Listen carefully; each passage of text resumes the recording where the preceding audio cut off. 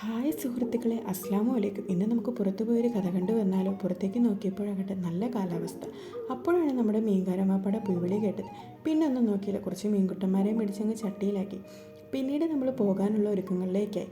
ഇന്ന് ഞാൻ ഒറ്റയ്ക്കല്ല യാത്ര പോകുന്നത്, എന്നോടൊപ്പം എൻ്റെ ഉമ്മായും സഹോദരിയും ഉണ്ടായിരുന്നു. പിന്നീട് ഞങ്ങൾ ബസ് സ്റ്റോപ്പ് ലക്ഷ്യമാക്കിയായിരുന്നു നടത്തം.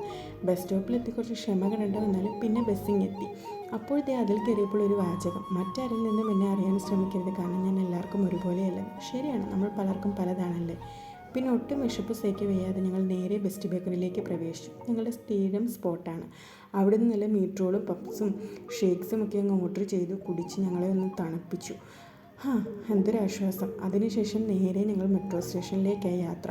പക്ഷേ അവിടെ വെച്ച് ഉമ്മായ്ക്ക് എന്തോ അത്യാവശ്യം വന്ന് ഉമ്മ വേറൊരു വഴിക്ക് പിരിഞ്ഞുപോയി. പിന്നെ ഞാനും എൻ്റെ അനിയത്തിയും മാത്രമായി യാത്ര.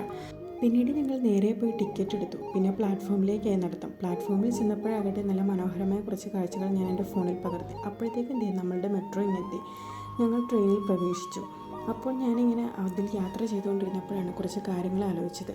അതായത് നമ്മുടെ യാത്രകളിൽ നമ്മൾ കുറേ നല്ല മനുഷ്യരെ കാണും, കുറേ നല്ല സുഹൃത്തുക്കളെ പരിചയപ്പെടും, മോശം അനുഭവങ്ങളുണ്ടാവും, നല്ല കാഴ്ചകളുണ്ടാവും. നമ്മളുടെ ഈ തിരക്കേറിയ ചെറിയ ജീവിതത്തിലെ ടെൻഷനൊക്കെ ഉള്ളപ്പം ഇങ്ങനെയൊക്കെയുള്ളൊരു ചെറിയ യാത്രകൾ പോകുന്നത് എപ്പോഴും നല്ലത്. ഞാൻ ഇന്നൊരുപാട് ആസ്വദിച്ചു. സസന്തോഷം അറിയിച്ചു കൊള്ളട്ടെ, ഇന്നത്തെ കഥയിലെ യാത്ര ഇങ്ങോട്ടായിരുന്നു. എന്താണെന്നറിയാം, എൻ്റെ അനിയത്തിക്കുട്ടിക്ക് നല്ലൊരു ജോലി കിട്ടി. അവളുടെ സാറിനെ ഒന്ന് മുഖം കാണിക്കാൻ വേണ്ടിയിട്ടായിരുന്നു അവളോടൊപ്പമുള്ള ഈ യാത്ര. അപ്പോഴാണ് അവളുടെ നല്ലൊരു സുഹൃത്തിനെ പരിചയപ്പെട്ടത്.